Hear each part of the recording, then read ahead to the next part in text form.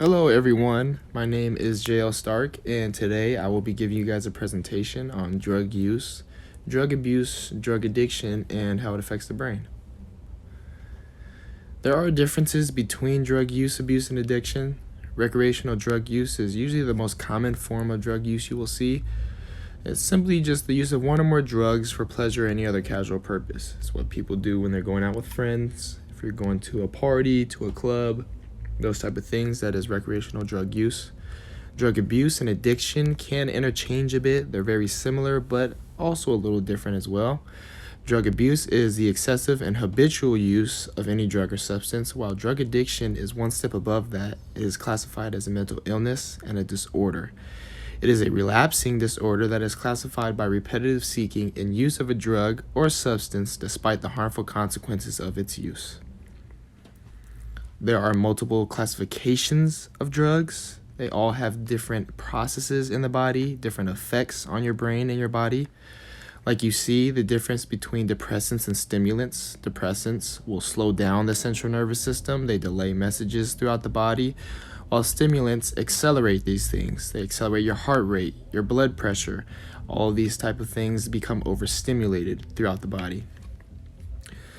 As you see here at the bottom, cannabis is, of course, an extremely common form of drug used. It's also known as weed and marijuana. It comes in many different forms. It can be consumed orally, through smoking, through eating. There's many different cannabis products that you will see nowadays, especially with its legalization recently. Another very popular form of drugs is narcotics.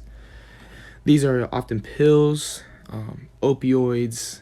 Fentanyl is a form of opioid that's very popular or common. Heroin is also a narcotic.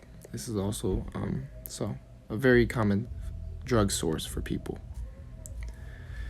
There's many reasons for drug use, different reasons why people will use drugs or choose to use them. Some people are using them just to have fun. They want to have a good time. They want to go out with friends. They want to enjoy themselves.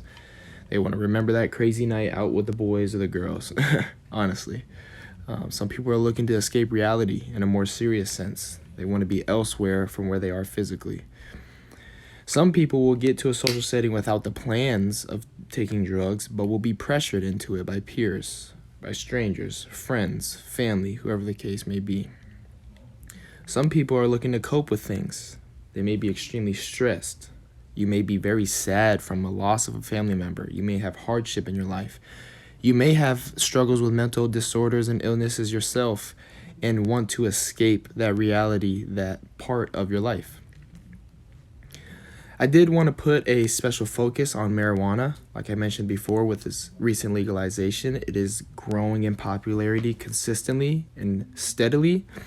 It is the most common drug used in the U.S. besides alcohol. It is something that I feel many people are somewhat uneducated about, even though they do choose to use it, and I would like to offer some education to you guys. Now, your brain while high on marijuana.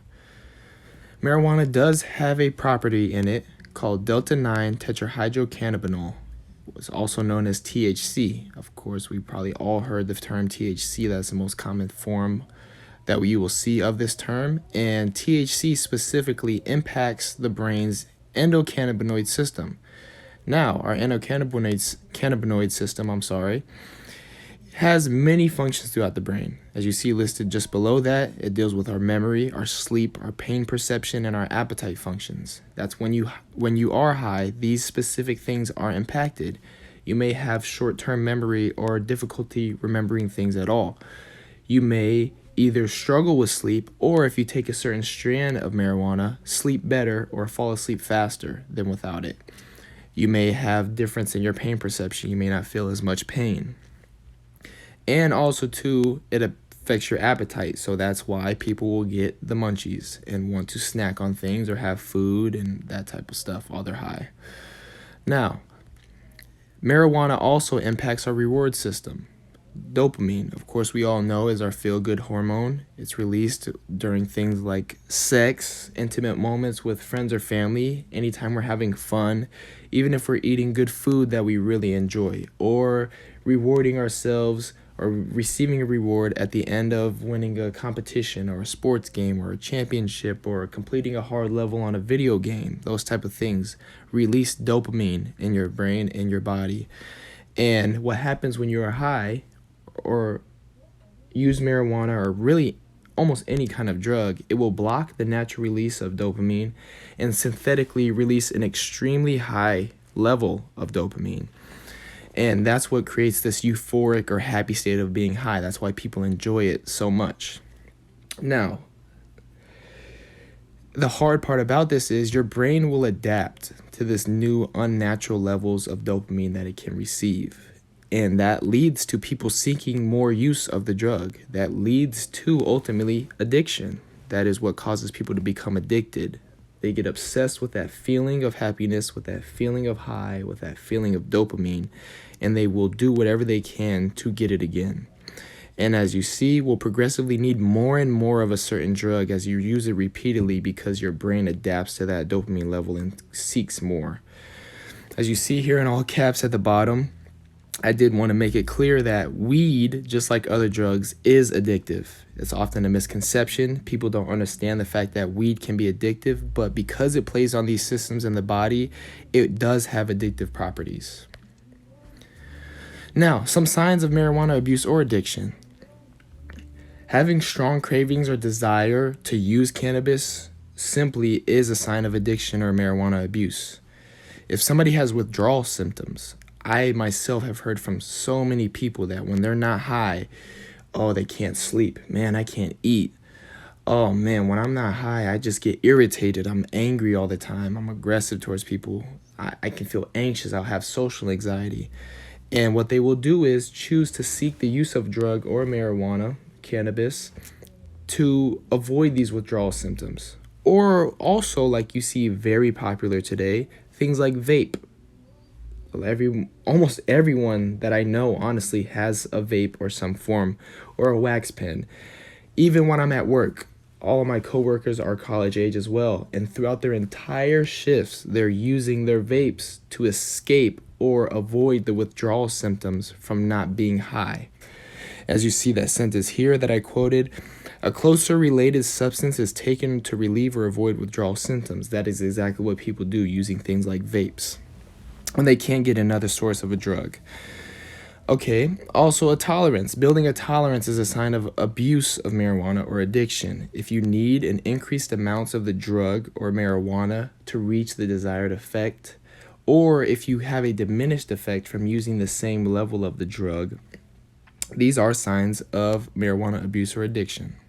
As you see, I have Snoop Dogg pictured here. He is somebody who is openly a consumer of marijuana for a very long time and quite often, and I definitely would say he's someone who is addicted to marijuana. Now, your brain, while it's addicted. Substance-related disorders are mainly characterized as a chronic self-regulatory disease where individuals engage in reward-seeking situations despite of the adverse consequences, shifting from impulsive to compulsive drug-seeking behaviors. This is basically explaining people who are an addict will take extreme risks to get high. They may put themselves in dangerous situations. They may choose to do dangerous things. They may choose to do things that they know may have extreme consequences, but they know at the end of this, there's a chance that I will be high and that's all I care about. That is what an addicted brain does to you.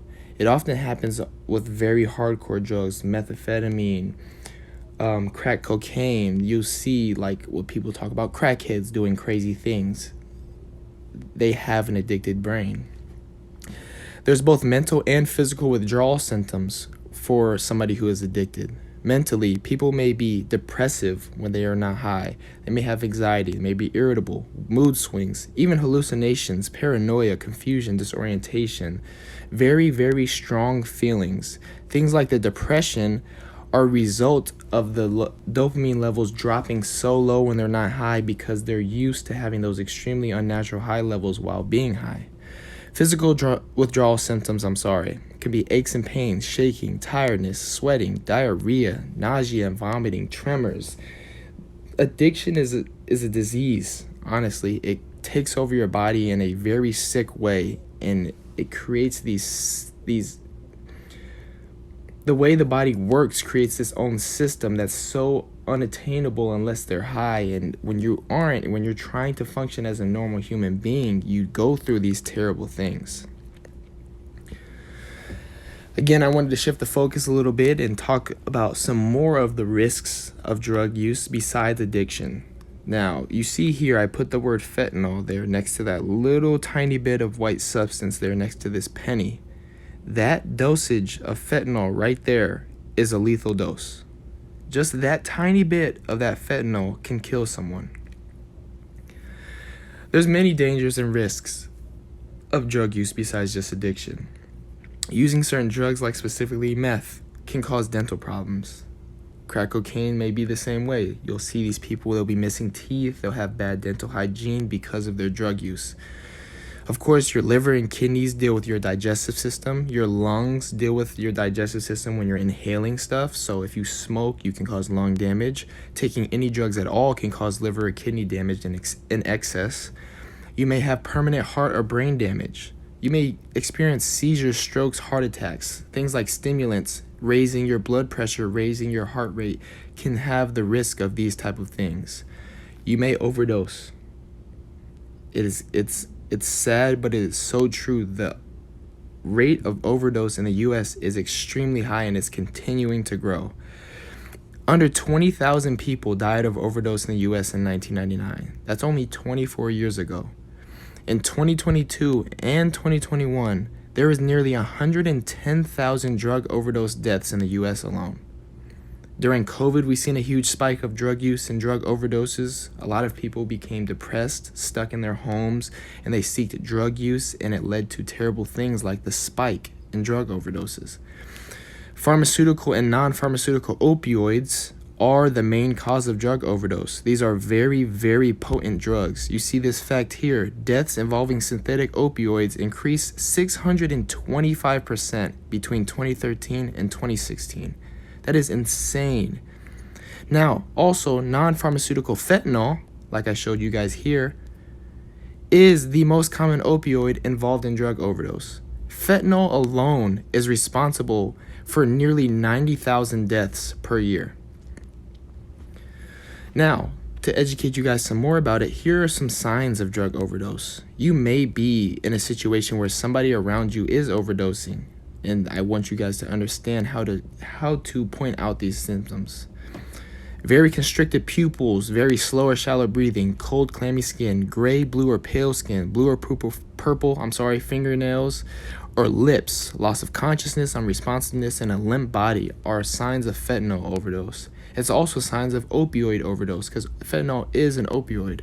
Alcohol. Alcohol is the most common drug. Yes, alcohol is a drug. Pale and clammy skin. Difficulty remaining conscious or being unconscious. You may have seizures, lack of responsiveness, vomiting, irregular slow breathing, slow or stopped heartbeat, very low body temp. These are signs of overdose on alcohol. Stimulants, panic, hallucinations, stroke, heart attack, hyperventilation, very high blood pressure, very high body temperature, rapid heartbeat, seizures, and paranoia. You have to be aware and understand these signs because it may be the difference between somebody's life being saved or not. Like you see here to the right, here is a chart about the stuff I was talking about in the last slide and the steady rise and very drastic rise in recent years of drug overdoses.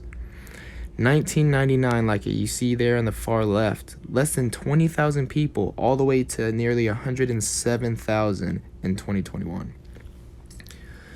So with this, I know we can't stop drug use. I know it's going to happen, especially with young people venturing out into life and experiencing new things. But the biggest thing I want to get through to you guys is just to use them responsibly. Be careful. Do not be pressured into anything. If you're uncomfortable with it, do not do it. Take things slow. If you're going to use a drug that's hard, that is strong, that is potent, start with a very small amount. Give yourself time.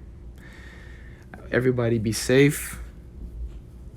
We all need to take care of each other when it comes to these type of things. I hope you enjoyed this information, and I hope that you can pass it on to somebody else as well. Thank you.